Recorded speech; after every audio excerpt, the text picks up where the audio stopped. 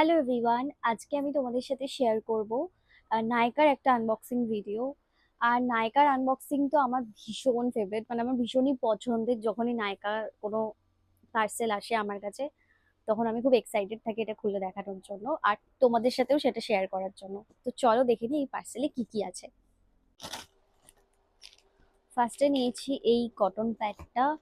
আর cotton pad অনেকটা লাগে প্রত্যেকদিন মেকআপ রিমুভ বা কোনো ফেসের কোনো ডার্ট রিমুভ করার জন্য কটন প্যাডটা ভীষণ দরকার। নিয়েছি একটা রেজার, এটা।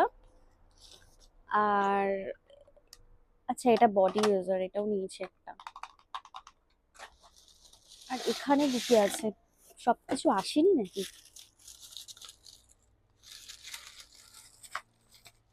আচ্ছা, আছে, সবকিছুই আছে। এটা হচ্ছে আমার মাস্কারা শেষ হয়ে গেছিল, তো এটা মেবলিনের মাস্কারা, এটা নতুন এটা লঞ্চ করেছে মাস্কারাটা। তো এটা দেখবো ইউজ করে। আর আমি প্রত্যেকবার তো ওই মেবলিনের মাস্কারাটা ইউজ করতাম, যেটা ইয়েলো কালারের।